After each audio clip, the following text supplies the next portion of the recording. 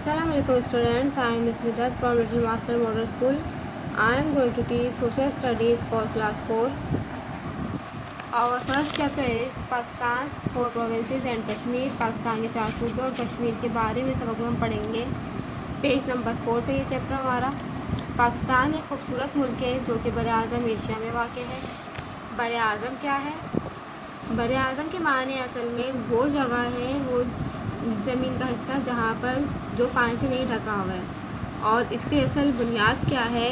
असल दुनिया में हमारे मुख्तलिफ ममालिक मौजूद हैं जिनका रहन सहन, उनकी सकाफ़त का लिबास सब कुछ एक दूसरे से मुख्तलिफ है. इसी बुनियाद पर दुनिया को 7 हिस्सों में तकसीम किया गया है जिसे बर-ए-आज़म का नाम दिया है. इसमें से एक बर-ए-आज़म एशिया भी है जहाँ पर हमारा मुल्क पाकिस्तान भी मौजूद है.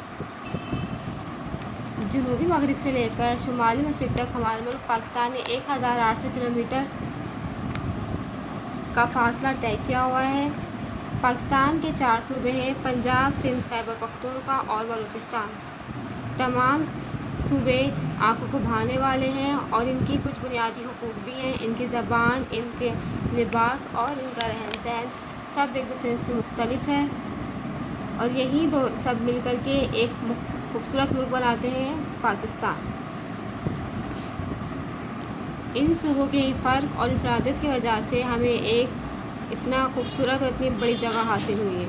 आज़ाद कश्मीर ये सूबा नहीं है पाकिस्तान का, बल्कि ये ख़ुद मुख्तार खित्ता है, लेकिन इसके पाकिस्तान के साथ बहुत गहरे ताल्लुकात हैं. ये दोनों ममालिक एक दूसरे के बहुत करीब हैं. सबसे पहले अब हम पढ़ेंगे सूबा बलूचिस्तान के बारे में. इसका जोग्राफिकल पोजीशन क्या है, इसका दर्जा क्या है. यहाँ पर हमें मैप दिया है पाकिस्तान का. यह आधा मैप है जहाँ पे हमारा जो सूबा बलूचिस्तान मौजूद है. जोग्राफी लिहाज से बलूचिस्तान पाकिस्तान का सबसे बड़ा सूबा है.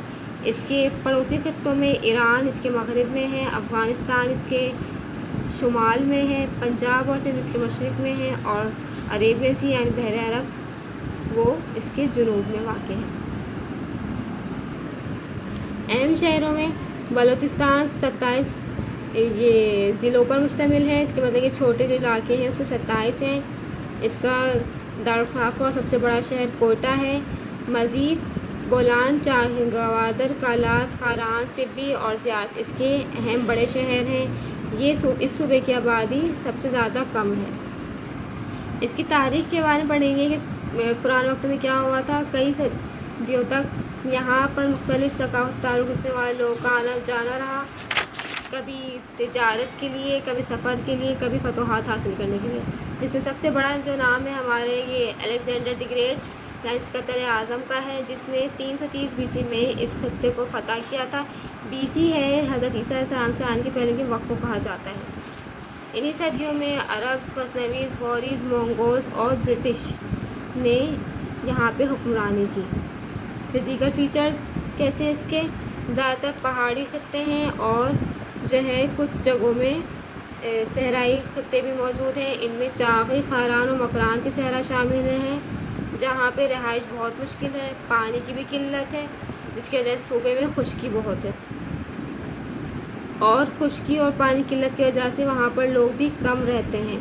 बोलान पास यानी कि दुर्रे बोलान एक ये वाक़ है सुलेमान रेंज पर. ये सुलेमान रेंज यहाँ पर वाक़ है. ये बोलान पास ये एक नेचुरल कुदरती रास्ता है जो कि अफ़गानिस्तान की जानिब जाता है. बलूचिस्तान में बहुत ही मुतासिरकुन नज़ारे मौजूद हैं. सबसे जो मशहूर इसका बोलान पास है और उसमें साथ में जनीपर के जो जंगलात हैं ये दुनिया के सबसे बड़े जंगलात में माना जाता है. इसका शुमार होता है और सबसे जो पुरअमन खूबसूरत ज़ियारत वो भी इनमें से एक है. इकॉनमी मईशत कैसी सी कमाई कैसी होती है? ज़्यादातर जो कमाई है मईशत मुनहसर करती है सुई गैस, कुदरती गैस, कोल, मार्बल, लीड और सल्फर की पैदावार पे. जो ये हमारा कुदरती गैस आता है पाइपलाइनों के ज़रिए रहायशी इलाकों और कारखानों में भेजा जाता है. गवादर में गवर्नमेंट जो हमारी जो गवर्नमेंट है उस पर काम चल रहा है. चाइना की मदद से एक बहुत बड़ा प्रोजेक्ट तैयार किया जा रहा है जो कि एक बंदरगाह तामीर करने का प्रोजेक्ट है. अच्छा, इसका क्या फ़ायदा है? इससे जो है یہ ایک تجارتی دروازہ ثابت ہوگا یہ چائنا کے ساتھ، اور جو تمام ممالک ہیں مشرق وسطیٰ میں، وہ بھی جو چھوٹے چھوٹے کنٹریز ہیں ان کے ساتھ ہمارا جو ہے تجارتی راستہ قائم ہوگا۔